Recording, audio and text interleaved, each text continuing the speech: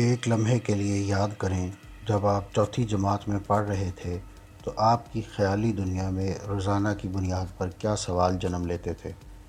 جیسے اگر محمد علی جناح نے پاکستان بنایا تو کیا انہوں نے ایسا اپنے ہاتھوں سے اینٹیں جوڑ کر کیا؟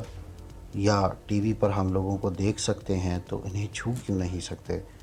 ایسے سوالات عام طور پر ہمارے ذہنوں میں ہی قید رہ جاتے تھے، لیکن کراچی کے ایک اسکول میں چوتھی جماعت کے طلباء کو نہ صرف خلا سے متعلق ان کے سوالات کے جوابات ملے ہیں، بلکہ یہ جوابات خود خلا بازوں اور جرمن خلائی مرکز نے دیے ہیں۔ اگر آپ سائنس اور اسپیس کے دلچسپ رازوں کے بارے میں جاننا چاہتے ہیں تو لائک اور سبسکرائب کیجیے ہمارا چینل اور گھنٹی کا بٹن دبائیے تاکہ نئی ویڈیوز آپ کو فوری مل سکیں۔ تفصیل اس کہانی کی کچھ یوں ہے کہ کراچی سے تعلق رکھنے والی ایک استاد نے اپنے طلباء کی تصاویر کے ساتھ ان کے خلا سے متعلق چند سوالات امریکی خلائی ادارے ناسا اور دلائی خلا بازوں اور خلائی اداروں کو ٹیگ کر کے ان سے جوابات کی درخواست کی۔ کراچی کے ایک اسکول کے 6 طلباء نے خلا سے متعلق سوالات ایک خط کی صورت میں لکھے۔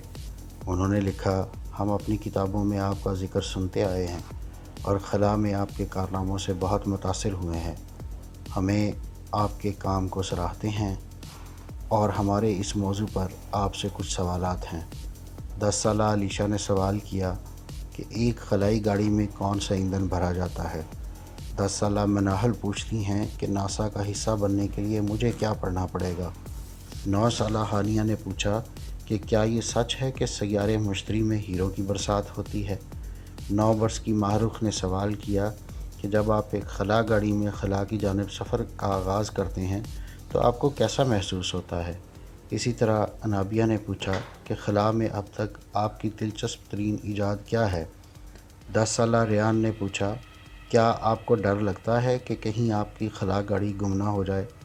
آخر میں ان بچوں نے یہ بھی لکھا کہ ہمیں آپ کے جواب کا شدت سے انتظار رہے گا اور کیا ہم کبھی ناسا کا دورہ ایسا ان کی استانی کی جانب سے کی گئی ایک کاوش کے باعث ہوا جو ان کی پسندیدہ استاد بھی ہیں۔ اب ان طلباء کو یقین ہی نہیں آ رہا کہ یہ کیسے ہو گیا۔ ان بچوں کی تصاویر اور ان کے معصومانہ سوالات کو دیکھ کر اکثر ٹویٹر صارفین نے نہ صرف اسے ری ٹویٹ کرنا شروع کر دیا بلکہ خلا بازی سے منسلک افراد کو بھی ٹیگ کیا۔ اکثر صارفین نے انٹرنیٹ پر اس خوبصورت لمحے سے محظوظ ہوتے ہوئے اپنے خیالات کا اظہار بھی کیا، اور یوں ایسے طلباء جن کی رسائی ٹویٹر اور انٹرنیٹ کی دنیا تک تھی ہی نہیں، ٹویٹر صارفین کی خوشی کا سامان بنے۔ تاہم یہ خط پڑھتے وقت ان کے رد عمل کے بارے میں پڑھ کر یقیناً آپ کے چہروں پر بھی مسکراہٹ آ جائے گی۔ ایمن فیصل کی جانب سے اپنے ٹویٹر ہینڈل کے ذریعے وعدے کے مطابق بچوں کے رد عمل کے بارے میں بھی ٹویٹ کیا گیا۔ انہوں نے سب سے پہلے بچوں کو لفافوں میں جوابات رکھ کر دیے۔ ان لفافوں پر ان بچوں کے نام درج تھے۔ انہوں نے لکھا کہ میں ایسے بچوں کے لیے بھی خط لکھے تھے جنہوں نے سوالات نہیں بھیجے تھے۔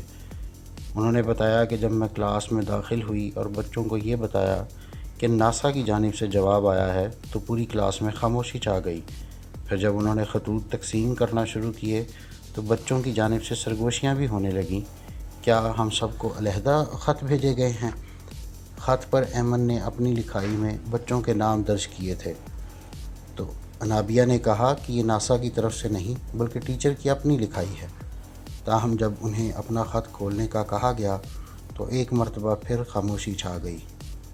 انہوں نے لکھا کہ خط دیکھ کر ہانیہ کا منہ کھلا کا کھلا رہ گیا اور وہ کچھ دیر اسے گھورتی رہی۔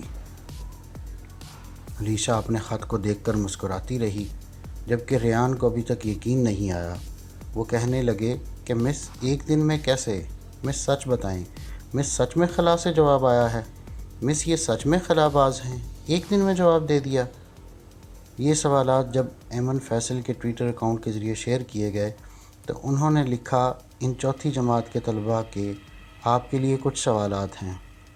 کینیڈا سے تعلق رکھنے والے خلا باز کرس ہیڈفیلڈ نے ماہرخ اور ریان کے سوالات کے جواب دیے، اور ریان کو تو خلا سے کھینچی گئی کراچی کی تصویر بھی دکھائی گئی اور کہا گیا کہ آپ اس تصویر میں اپنا اسکول ڈھونڈ سکتے ہیں۔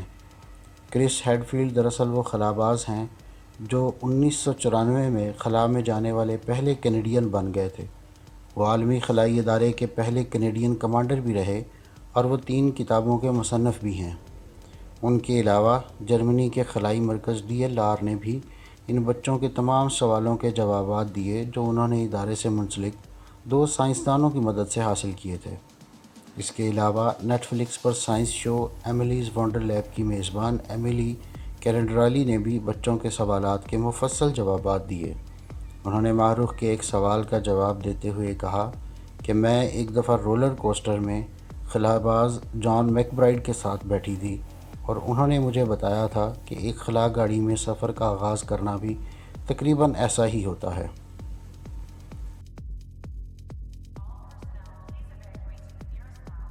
بچوں کے ان سوالات کو سوشل میڈیا سائٹ ریڈٹ پر بھی شیئر کیا گیا اور اس کے جواب میں ناسا میں کام کرنے والے ایک شخص کی جانب سے مفصل جوابات بھی دیے گئے اور کرونا وائرس کی عالمی وبا کے خاتمے کے بعد ناسا آنے کی دعوت بھی دی گئی۔ انٹرنیٹ پر اس خوبصورت لمحے کو دیکھتے ہوئے متعدد صارفین نے ان بچوں اور ان کی استانی کو سراہا اور ان کے لیے محبت بھرے پیغامات بھیجے۔ ایک صارف نے اپنی ٹویٹ میں لکھا کہ میں ایک ایسی ویب سائٹ پر جہاں عام طور پر لوگ نفرت ہی پھیلاتے ہیں، اجنبی لوگوں کی جانب سے بچوں کے لیے ایسی محبت ہی آج کی ضرورت ہے۔ ایک اور صارف نے لکھا کہ ہم سب بھی چوتھی جماعت کے ان طلباء کے ذریعے اپنے خلا سے متعلق خواب جی رہے ہیں۔ ایک صارف نے لکھا کہ یہ اب تک انٹرنیٹ پر میرا سب سے بہترین لمحہ ہے۔